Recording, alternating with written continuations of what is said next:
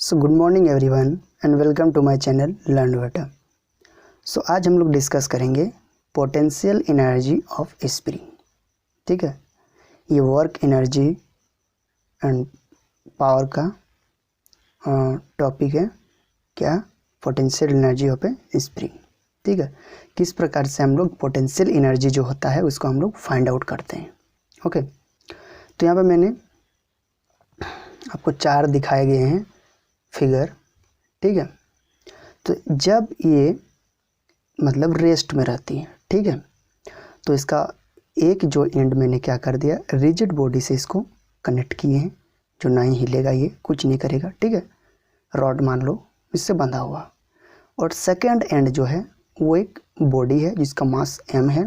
ठीक है, स्मॉल, उसको हम बोल सकते हैं स्मॉल मास ब्लॉक। ठीक है, तो क्या करें, उसका मास m है जिसको हम सेकेंड एंड से बंधे हुए हैं, इसका इस एंड से। ठीक है, जब ये रेस्ट में रहती है तो ये ना तो डिस्प्लेस करती है, मतलब इसका x इज इक्वल टू 0, और ना इस पर कोई फोर्स लगता है, तो b इज इक्वल टू 0 है, बट मास m है। ठीक है, अब क्या करते हैं, जब इस पर हम फोर्स लगा देते हैं, ठीक है, जब इसमें हम फोर्स लगा देते हैं F is equal to m है, ठीक है, तो इस फोर्स लगा देते हैं तो ये क्या कर जाता है, अपना मीन पोजीशन जो है ना यहाँ से डिस्प्लेस कर जाती है। ठीक है, तो कितना डिस्प्लेस करती है, प्लस x0 डिस्प्लेस कर जाती है। ठीक है, लेकिन एक चीज़ ये ध्यान रखने की बात है कि ऑपोजिट डायरेक्शन में भी एक फोर्स लगता है, F is equal to minus of kx। ठीक है, इसको कहा जाता है restoring force according to Hooke's.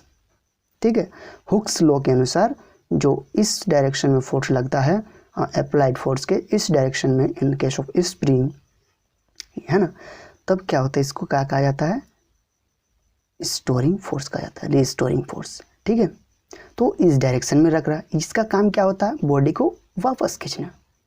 ठीक है, तो ये F जब डायरेक्ट लगाएं तो मुझे इतना डिस्प्लेस हुआ।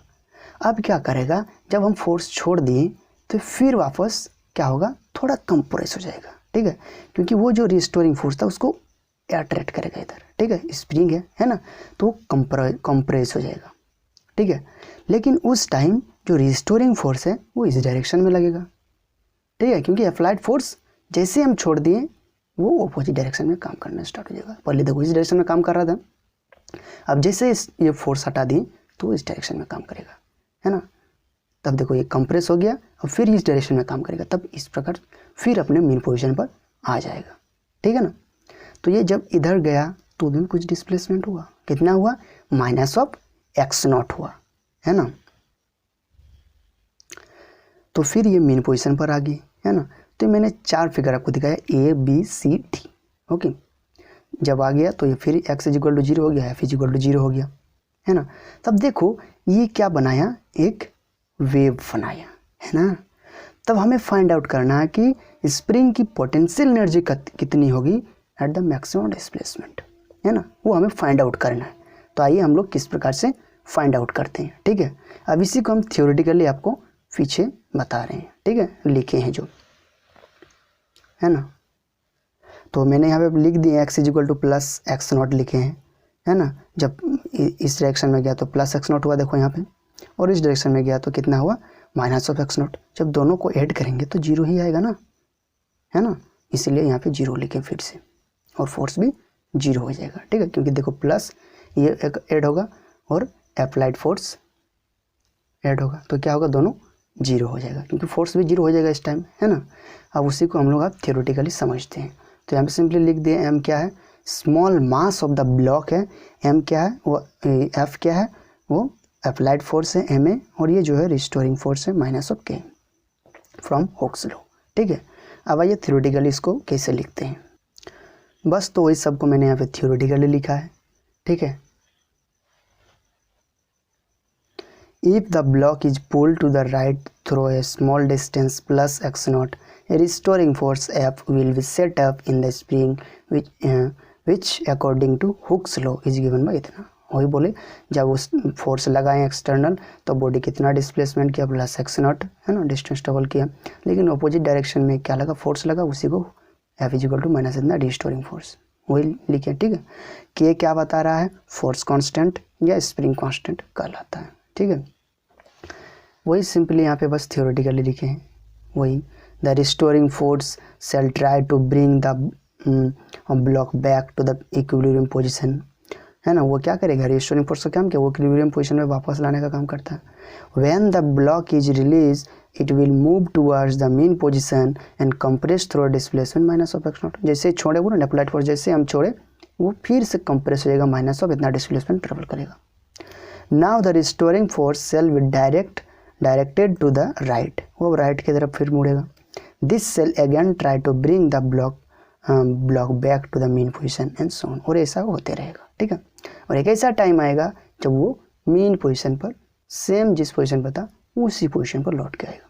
ठीक है, अब देखते हैं if dw is the work done in stretching the spring through a small distance dx, then कितना होगा वर्क डन। जब वो स्मॉल dx, मान लो x नॉट हम लोग डिस्प्लेस किए तो वो तो मैक्सिमम किया था, लेकिन हम कहते हैं कि थोड़ा डिस्प्लेसमेंट हुआ, तो कितना हम लिखेंगे उस पर, हम वर्क कितना होगा, थोड़ा ही होगा, f इंटू डी एक्स। लेकिन अब क्या करेंगे, इसी का इंटीग्रेशन कर देंगे ना, तब मुझे टोटल वर्क मिल जाएगा। कहाँ से 0 से एक्स नॉट, है ना। तो वही लिखें, total work done in stretching the spring from x is equal to 0 to x is equal to x naught is given by, है ना। कहाँ से 0 से एक्स नॉट, क्योंकि x naught maximum distance travel किया था जो स्प्रिंग ब्लॉक है बॉडी का, है ना, वो कितना डिस्प्लेस किया, एक्स नॉट किया था बॉडी। तो इसीलिए हम इंटीग्रेशन करते हैं simply, x is equal to 0 to x naught F into D X, और इसको डी डब्ल्यू इधर, है ना, तो इसको इंटीग्रेशन डब्ल्यू हो जाएगा, है ना। और जब इसको पुट करेंगे, इसको डिफ्रेंशिएशन करेंगे तो के तो कांस्टेंट है, वो बाहर आ जाएंगे, क्योंकि एफ इज इक्वल टू के है। हम यहाँ पे आप बोल सकते हो कि F is equal to minus of K, क्यों नहीं लिए सर, के एक्स, है ना, क्योंकि इसका मोड लिया जाता है। ठीक है ना, इसीलिए माइनस नेगलेक्ट कर दिया जाता है ना। तो इसीलिए K is equal to 0 to x naught लिए, जो लिमिट था उसको डालें, और एक्स का डिफ्रेंशिएशन इंटीग्रेशन क्या होगा, एक्स स्क्वायर होगा, और जो ऊपर में होगा उसको नीचे लिखेंगे एक्स स्क्वायर बाई 2। वही देखो आगे हम यहाँ कर रहे हैं, वही किए, के कॉमन लिए एक्स स्क्वायर बाई 2। अब लिमिट क्या पुट कर देते हैं, क्योंकि इंटीग्रेशन का फॉर्मूला हमको पता ये होता है, इंटीग्रेशन ऑफ एक्स का power n into D x is equal to x का पावर n+1 बटा n+1 होता है। ठीक है, तो n कितना है मेरा यहाँ पे 2 है, तो सॉरी 1 था, तो इसको क्या किए 1+1 होगा, है ना। n कितना था 1 था ना, उधर x था खाली, तो x का पावर कुछ नहीं मतलब 1 है। ठीक है ना, तो इसीलिए यहाँ पे एक्स स्क्वायर बाई 2 आ गया इसका इंटीग्रेशन। अब क्या करना, सिंपली पुट कर देना, तो जैसे पुट किया वैल्यू, तो मुझे ये तो 0 मिला, ये मिला क्या, K x square naught by 2, W बराबर इतना मिला। इस this work done is store in the spring as a potential energy, और वही जो एनर्जी मुझे मिला, ये वर्क मिला, यही क्या होगा, पोटेंशियल एनर्जी होगा स्प्रिंग का। ठीक है, तो यहीं तक आज के लिए, मिलते किसी नेक्स्ट वीडियो में। Till then thank you, okay, धन्यवाद।